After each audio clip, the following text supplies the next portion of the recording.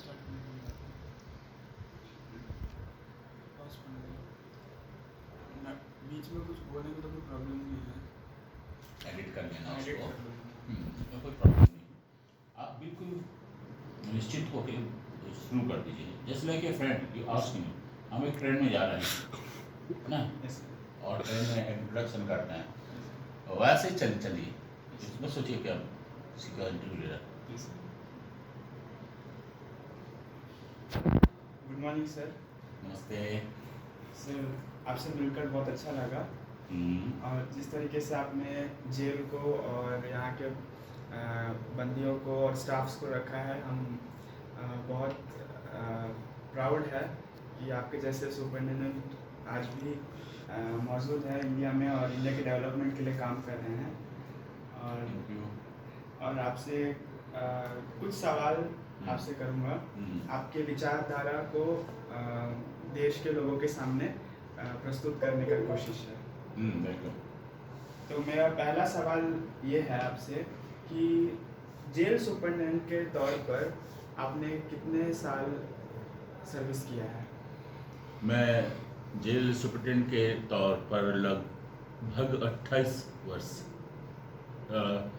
Jail सेवा किया हूँ, और उससे पहले मैं 12 साल बैंक जॉब में था। तो आज मेरा 40 साल का एक्सपीरियंस है जिंदगी का और सेवाओं का। और आपके इस सेवा में आपका एक्सपीरियंस कैसा रहा है? बैंक में मेरी पोस्टिंग भोपाल में थी, और वहाँ पर मैं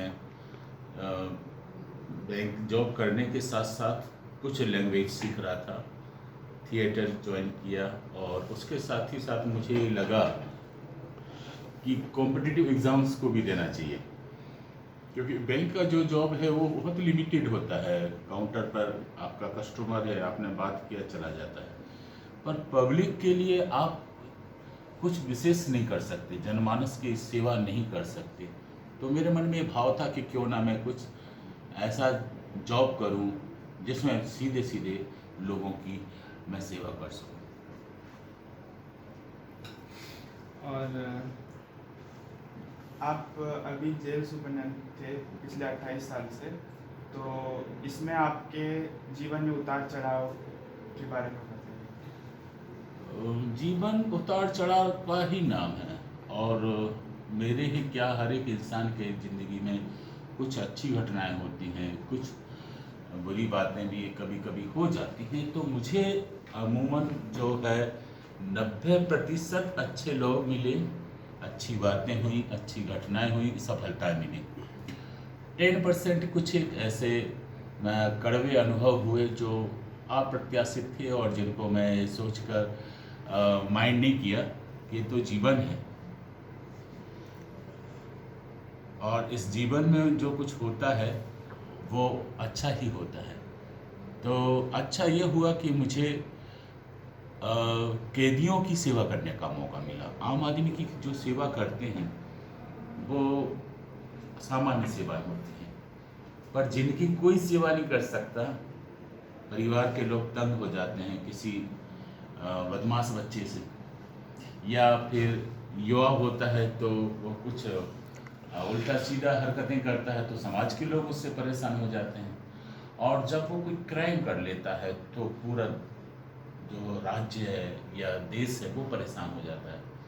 तो उस व्यक्ति को, जिसे अपराधी कहते हैं, जेल में बंद कर दिया जाता है। तो उसको सुधारने का जो अवसर हमको मिला, तो वो अवसर अपने आप में एक मज़ेदार भी था, सफलता का एक सूचक भी है, और चुनौतियाँ तो बहुत मज़ेदार थी।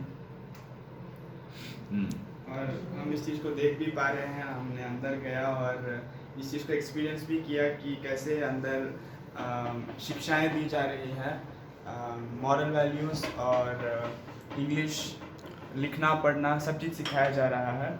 इस चीज़ के द्वारा वो लोग जब बाहर जाएंगे तो वो लोग अपने आप को एक लेवल पर देख पाएंगे कि वो लोग आगे बढ़ रहे हैं जी। और आपने उस चीज़ को बहुत अच्छी तरीके से निभाया सर। शुक्रिया। और अगला सवाल ये है कि आप जेल सुपरिटेंडेंट है और साथ में आपको अपना परिवार भी है, तो दोनों को कैसे मैनेज कर पाते हैं? जेल का जो जीवन है वो भी एक मेरा परिवार है, जहाँ पर 2400 बच्चे हैं, ये मान के चलता हूँ। 2400 लोग, ये तो सिर्फ कैदी हैं। उसके अलावा 5 और जो ज़िले हैं उसमें भी करीब 1600 लोग हैं, तो 4000 बच्चे। मेरा फिर स्टाफ है करीब 300 लोगों का, तो लगभग मतलब मेरा छोटा सा परिवार है, 4500 लोगों की जो है सेवा करते हैं। तो वो सेवा जो है शासकीय सेवा है, जिसके प्रति मेरी 24 घंटे 365 दिन जिम्मेदारी है। मेरे परिवार में 2 बेटे हैं, 1 बेटी है। बेटा बेटी जो बड़े हैं उनकी शादी हो गई है। एक छोटा बेटा है, बहुत इंडिपेंडेंट है, बढ़िया काम करता है।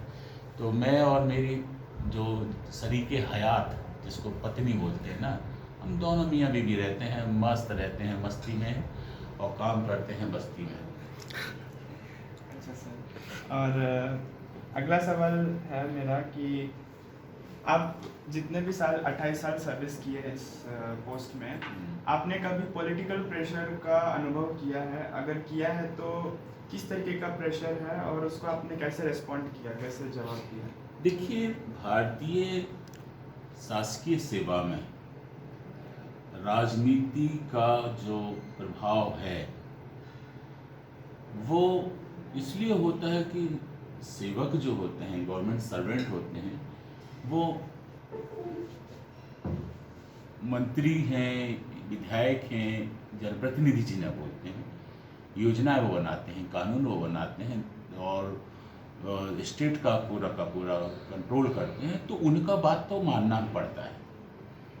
और उस बात को मैंने जो अनुभव किया हूँ, मैं जब जेल अधीक्षक नहीं था, उसके पहले जब बैंक में था, तो वहाँ पर भी जो बैंक था वो पॉलिटिकल अड्डा था एक तरह से। अपेक्स बैंक भोपाल, जहाँ पर सुभाष यादव वहाँ के चेयरपर्सन थे, कांग्रेस के बहुत सीनियर लीडर थे, तो वो भी बैंक में भी वहाँ पॉलिटिक्स था। और यहाँ पर जब सरकारी सेवाएं होती, यहाँ पर भी राजनीति होती, पर राजनीति हमेशा बुरी नहीं होती, राजनेता हमेशा बुरे नहीं होते। उन लोगों को जो लोग लालच देते हैं या दूसरे तरीके से मिसगाइड करते हैं, तो जो सुलझा हुआ राजनेता है ना, वो अपना निर्णय खुद लेता है। मुझे ऐसा कभी उलझा हुआ राजनेता नहीं मिला। और जो कभी मतलब मिसअंडरस्टैंडिंग अगर किसी पॉलिटिकल लीडर के साथ इनडायरेक्टली हुई, तो मैं उनको जाके स्वयं बता दिया कि सर सच्चाई ये है। मुझे खुशी है, जितनी भी सरकारें आई, चाहे भारतीय जनता पार्टी की हों, चाहे कांग्रेस की हों, इन दोनों सरकारों से मुझे, उनके राजनेताओं से मुझे बहुत स्नेह मिला, बहुत सीखा हूँ। मैं कभी किसी को गलत नहीं सोचा और ना गलत सोचता हूँ, क्योंकि जब मैं गलत नहीं हूँ तो कोई भी गलत नहीं है।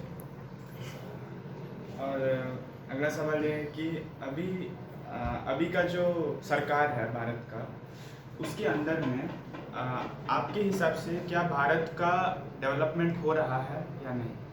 देखिए, भारतीय जो केंद्र सरकार है या राज्य सरकार है, मैं दोनों की बात करता हूँ, तो हर सरकार को विकास तो करना ही होता है, क्योंकि उनको अगला चुनाव जीतना है। और विकास एक क्षेत्र विशेष में ना हो, विकास सर्वोत्मुखी होना चाहिए, सभी क्षेत्रों में जाना चाहिए, चाहे वो अर्बन एरिया हो, चाहे वो रूरल एरिया हो। जो वंचित वर्ग है, कैसे नीडी पर्सन, हम उनको अगर सेवा अधिक से अधिक देते हैं, जैसे महंगाई है, तो हम अगर उसको उस लेवल पे लेके आए जहाँ पर जो गरीब उपभोक्ता है उसको रोटी कपड़ा मकान ठीक से मिल सके, तो सरकार पीडीएस चलाती है, राइस देती है, गेहूँ देती है, नमक देती है। लगभग मुझे लगता है कि हर एक राज्यों में ये है, मध्याह्न भोजन का स्टूडेंट्स को मिलता है। दूसरा मुद्दा होता है बेरोजगारी का। इस विषय में जो सरकारी सेवाएं हैं, वो सरकारी सेवाओं को कुछ और समय के साथ मॉडर्न होने की ज़रूरत है, अपडेटेड होने की ज़रूरत है। शिक्षा के स्कूल को जैसे हम ले लें, तो स्कूल जो गवर्नमेंट स्कूल हैं वो पुराने ढांचे पे ही चल रहे हैं, वहाँ पर उतना ज़्यादा अपग्रेडेशन या टेक्निकली चेंज नहीं आ रहा है, डिजिटल चेंज नहीं आ रहा है। और प्राइवेट में अगर हम जाएंगे तो वहाँ पर ये सारी चीज़ें मिल जाती। अब एक नया कॉन्सेप्ट आ रहा कि विदेश की यूनिवर्सिटी भारतवर्ष में आएंगे, तो भारतीय जो विश्वविद्यालय है या भारतीय जो शिक्षा पद्धति है वो पूरी की पूरी चेंज करना पड़ेगी। तो परिवर्तन जो होते हैं वो प्रगति के सूचक होते हैं। और आपके हिसाब से अभी भारत में पॉवर्टी रेट जो है, गरीबी का जो रेट अभी है वो घट रहा है? देखिए, भारत की जो जनसंख्या है ना, हम उस पर बात करें तो वो बढ़ रही है। तो जो रोजगार के साधन हैं वो उस गति से नहीं बढ़ रहे हैं जिस गति से जनसंख्या का विकास हो रहा है, वृद्धि हो रही है, उस गति से रोजगार नहीं बढ़ रहे हैं। तो जो गरीबी की रेखा है या बेरोजगारी की जो दर है, वो बेरोजगारी की दर बढ़ती जाएगी। अब इसके लिए सरकार दोषी नहीं, उसके लिए समाज के लोग, परिवार के लोग, उनको सोचना पड़ेगा कि अगर 2 बच्चे हैं, जैसे आप 2 भाई बहन हो, आपके मम्मी पापा भारी खुश हैं, अब आपके घर में 5 बच्चे हो जाएंगे, इसमें मम्मी पापा समझदारी किए ना कि वो उस चीज़ को संभाले। ऐसा हर एक नागरिक इस बात को करे, फैमिली प्लानिंग करे, तो निश्चित तौर पे मान के चलें कि आपका जो सोसाइटी की भी प्लानिंग सही होगी। सोसाइटी की प्लानिंग अगर अच्छी होगी तो कम्युनिटी की प्लानिंग अपने आप अच्छी होगी, और कम्युनिटी डेवलप करेगा, कंट्री डेवलप करेगा। इसलिए दर चाहे गरीबी की हो, चाहे अपराध की हो, चाहे बेरोजगारी की हो, ये बढ़ रही है। इसलिए बढ़ रही है कि लोग पढ़ने लिखने के बाद भी अपने आप को नहीं सुधार पा रहे हैं। दूसरा उदाहरण, कुछ लोग नशा करते हैं, पढ़ा लिखा ज़्यादा करता है, गांव का लोग तो करता है, तो उसे पता है कि ये नुकसान कर रहा है। अब इसमें सरकार का क्या रोल है? आप नशा का सामान लेने खुद जा रहे हो, खुद कंज्यूम कर रहे हो, तो बीमार तो आप ही ना होगे, गवर्नमेंट को आप दोषी नहीं ठहरा सकते। तो दर नशा करने से मरने की ज़्यादा होगी, खर्च ज़्यादा होगा, घर में लड़ाई ज़्यादा होगी। तो दोनों बातें हैं, हमको समझदारी पहले नागरिक को दिखाना है, फिर शासन के ऊपर बात करनी है। सरकार के ऊपर दोष देने से अच्छा हम अपने ऊपर ध्यान दें तो ज़्यादा बेहतर है। यही मेरा Yes, कहना है। हाँ। बहुत सही बात बोला आपने। और मेरा अगला सवाल है कि आज के दिन में डेमोक्रेसी इंडिया में है या नहीं? देखिए, भारतवर्ष में जो प्रजातंत्र है वो समग्र रूप से अभी फैल नहीं पाया है। प्रजातंत्र तो है, पर जन जन तक उसको पहुंचना है। जैसे देश आज़ाद हुआ था तो देश में जो रियासतें थी, राजा महाराजा लोग थे, वो ही लीडर बन के आए, तो वो आज़ाद हुए। उनकी जो फ्रीडम थी काम करने की, उनकी फ्रीडम थी स्पीच करने की, उनकी फ्रीडम थी विरोध करने की, वो किया। पब्लिक को पता ही नहीं था।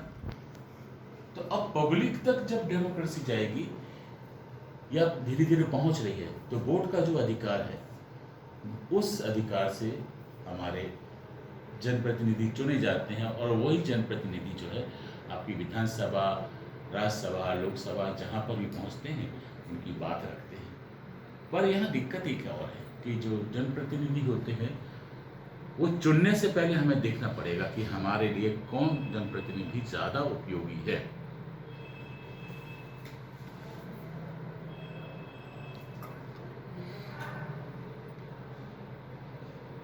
फोन आ रहा था तो कट हो गया, उसको या पहले बात कर लो, फिर कंटिन्यू करना है।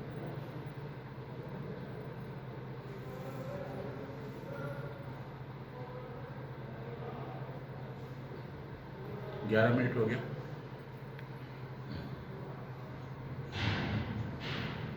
सर क्या बोल रहे थे? जनप्रतिनिधि, हाँ। करप्शन, पॉलिटिक्स, घी खिलाया करो इसको।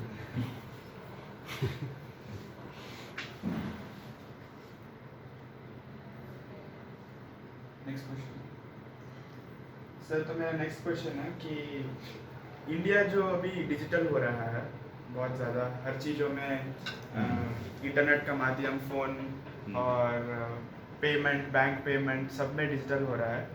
ये एक तरीके से अच्छा है और इसमें कई मतलब बुरे चीज़ भी है, नकारात्मक भी है। मेरा सवाल ये है कि क्या आज के युवाओं के लिए ये डिजिटलाइजेशन सही है या गलत? देखिए, तकनीक कोई सी भी हो ना, वो हमेशा उपयोग करने वाले पर डिपेंड करती है। जैसे आपका मोबाइल है, आप इसका सदुपयोग अगर गूगल सर्च में करते हो, यूट्यूब पे अच्छा माने टॉपिक देखते हो, डिस्कशन करते हो, जूम में जाते हो, इंटरनेशनल लेवल की बात करते हो, तो मोबाइल अपनी बहुत अच्छी चीज़ है। बैंकिंग सर्विसेज, आपको 1 मिनट में आपका पैसा ट्रांसफ़र होता है, जिसके लिए 2 घंटे खड़ा होना पड़ता था।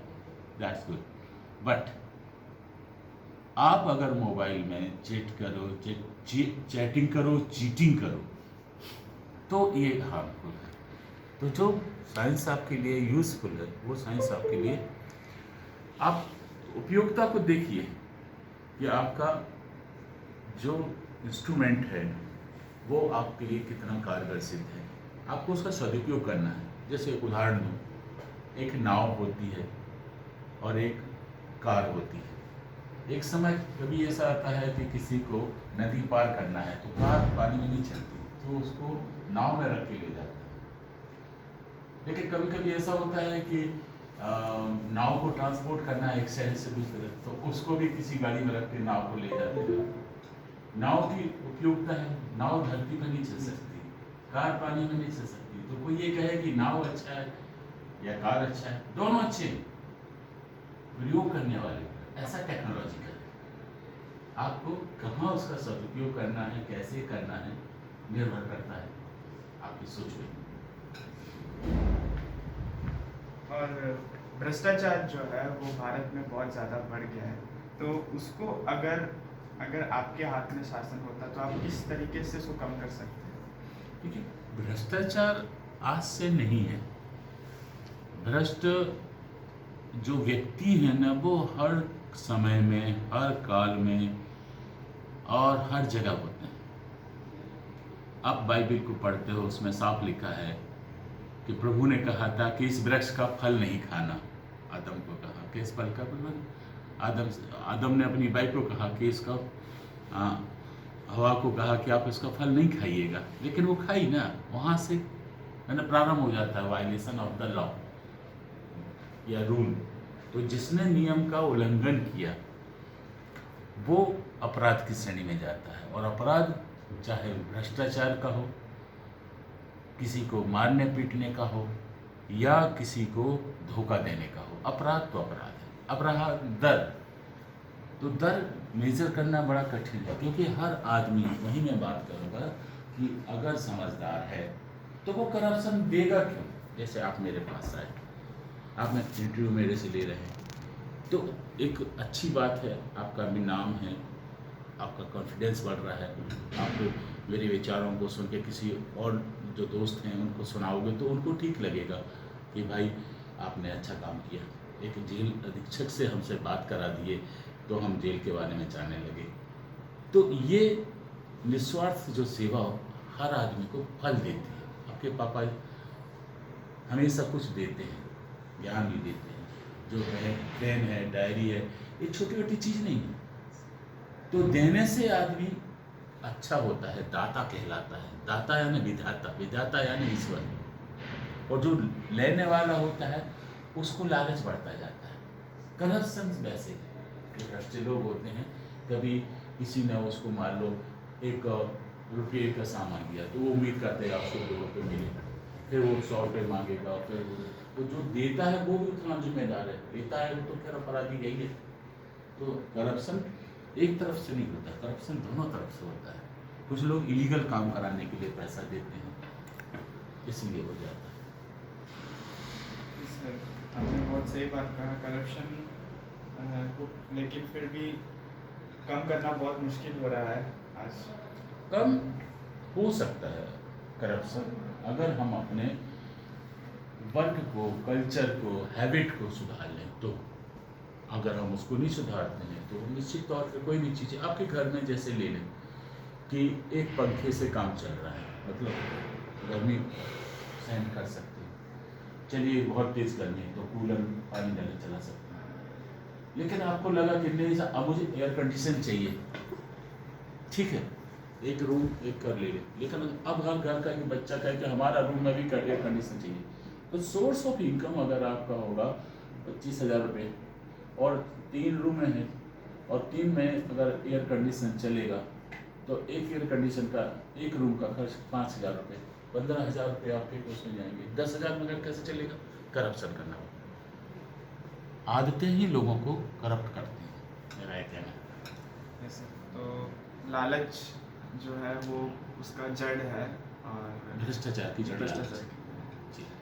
और मेरा आपसे आखिरी सवाल ये है कि आप इस देश की जनता को और देश के बच्चों को और युवाओं को और बड़े लोगों को क्या मैसेज देना चाहेंगे आज के जनरेशन में? देखिए मैं अभी इतना बड़ा नहीं हूँ कि लोगों को प्रेरित कर सकूँ या कोई संदेश दे सकूँ, पर अनुभव के आधार पर 40 साल जो मैं सेवा किया हूँ और 62 साल का मेरा आयु है, 2 ही चीज़ें मैंने कहा हूँ कि हम पहले खुद को देखें, फिर हम दूसरे को देखें। और दूसरा सिद्धांत है जो मेरी कविता में मैं बोलता हूँ कि कोई एहसान नहीं फर्ज का तकाजा है आदमी तो आदमी के काम आएंगे। तो हम एक दूसरे की सेवा करते रहेंगे और गलत राह पे नहीं चलेंगे तो सारा समाज, सारा देश, सारा संसार जो है सुधर जाएगा। और यही प्रभु चाहते हैं। हर घर का ईश्वर जो है इस समाज को, इस धरा को, इस संसार को उद्धार करने आया है और वो उद्धार करता वहाँ बैठा है, लेकिन उसने शक्ति आपको दिया है। तो शक्ति का सदुपयोग करो, बुद्धि का प्रयोग करो, ये संसार सुधर जाएगा। धन्यवाद सर, आपसे बात करके बहुत अच्छा लगा। आपने मेरे सवालों का बहुत अच्छे तरीके से जवाब दिया और आपने अपना बहुमूल्य समय दिया, इसके लिए बहुत बहुत धन्यवाद। और धन्यवाद आपका बाला मुरुगन साहब का जो फादर हैं और इस जेल में काफ़ी वर्षों से बंदियों को नैतिक शिक्षा देते हैं। और आपकी जो मदर हैं प्रिया जी, वो भी बहुत अच्छी हैं, आपकी बहन हैं वो भी बहुत समर्पित हैं। ईश्वर आप सबको खूब तरक्की दे, लंबी आयु दे। धन्यवाद। बहुत बहुत धन्यवाद सर।